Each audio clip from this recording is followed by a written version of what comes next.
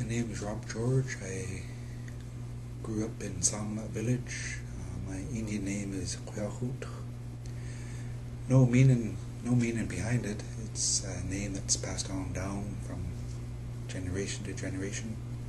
So I received that name when I was 16, after I turned of age, and my parents gave me that Indian name. My great-grandfather's side, lived in Cowichan village. That's down by Cowichan Bay. I'm a father of 3, and my wife is Denise Baker from the Squamish tribe. I have 2 grandkids, 1 newborn, well, not really newborn, but she's 4 months old. That's pretty newborn. I've lived in Duncan all my life, 49 years. And how long have you been a Baha'i? I first declared when I was 16, so 49 minus 16, that's 29, 33 years I've been a Baha'i. My parents always did a lot of barbecues, Baha'i community back then. They started talking to me about spirituality, then I declared right away. And my parents, my mother and father, they were just content to be how they are with their cultural teachings, which is parallel to the Baha'i teachings. I'm finding out, and they're content just to be as they are, the teachings that they follow. They supported me as becoming a Baha'i. I'm the only Baha'i in our family. My wife isn't a Baha'i, or any of my kids, or any of my siblings or parents, but my parents and siblings, they really support Baha'i events.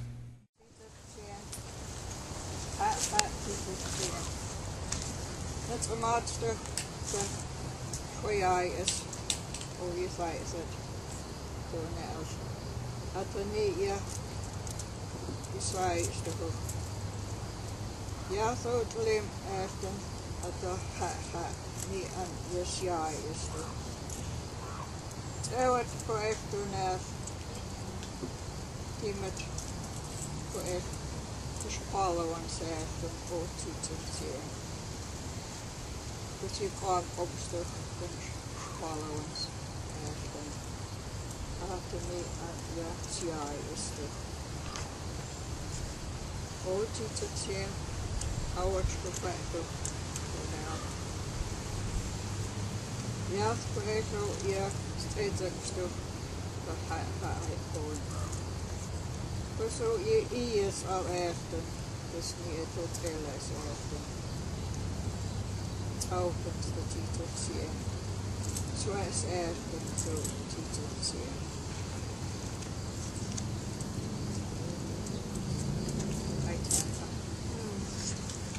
I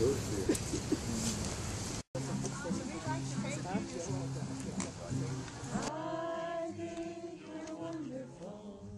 When somebody says that to me, I feel wonderful, as wonderful can be.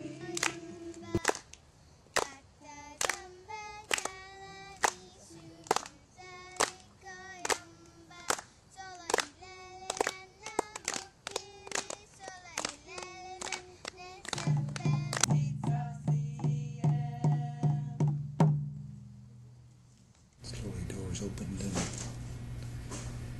and I think with the Baha'i faith, that's what I'm still learning as being a Baha'i, where to open the doors, for myself, to be open-minded about, we are one. The elders always talk about Natsamak Squalowin. You hear that in a longhouse or gatherings, Natsamak Squalowin. And I always think, well, is that Natsamak Squalowin only mean just with Indian people, or does that mean with all people? And I find with the Baha'i faith, that's with all people, one family. And I'd go to Baha'i gatherings, and I started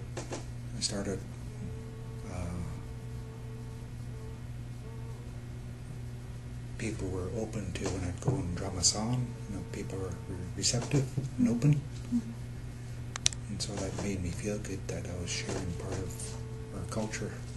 And people were, not being judgmental of it. And so that made me become more open, to all people.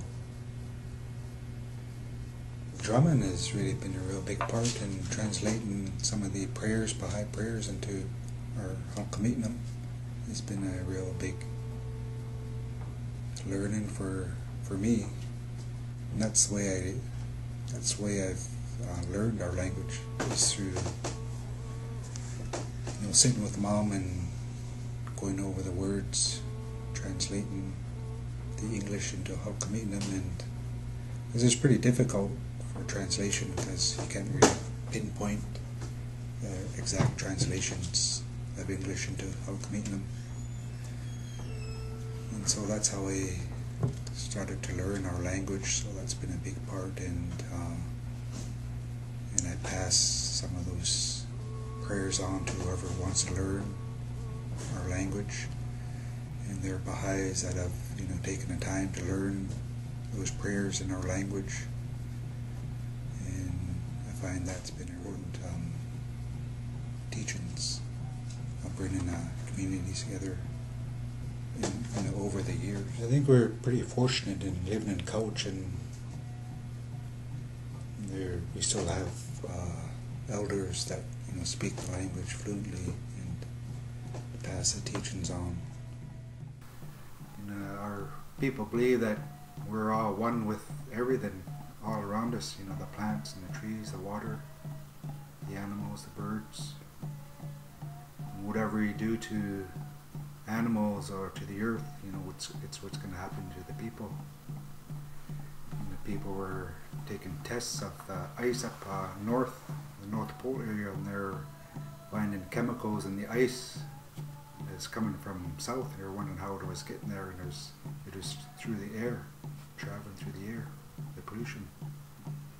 So that's just what I mean, that we're all one with everything, the air around us, and to practice that unity.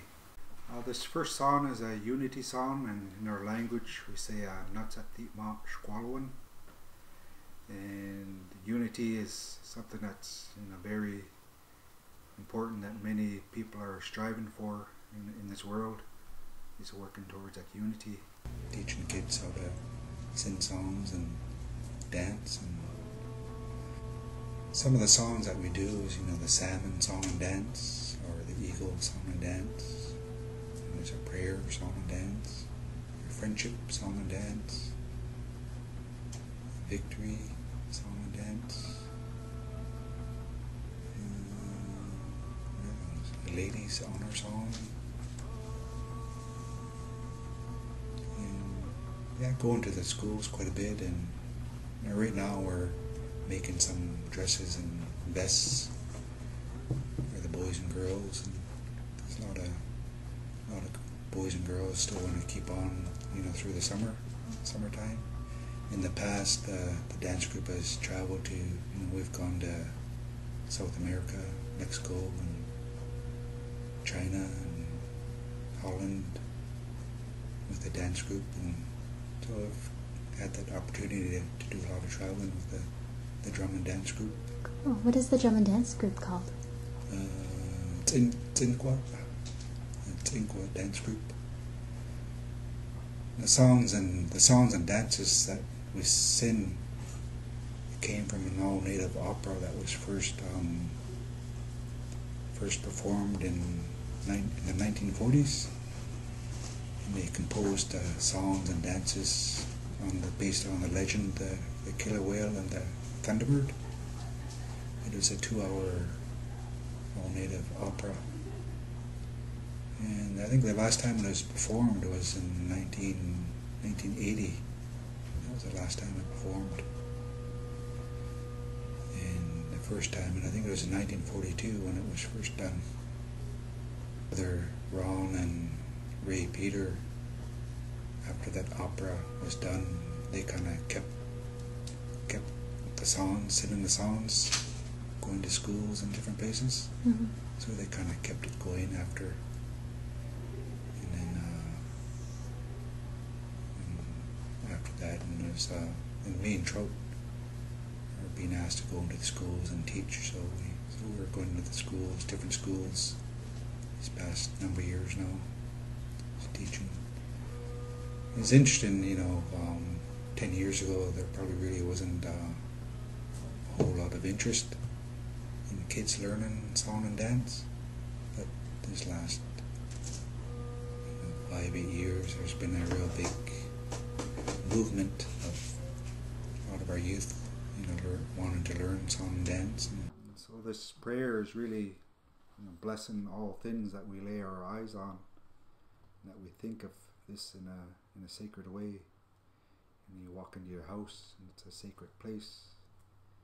Which place you go to is sacred, whatever city you visit, and your heart is sacred, and everyone else's heart is sacred, and the land around us, the water. So this is what this song is, this prayer is talking about.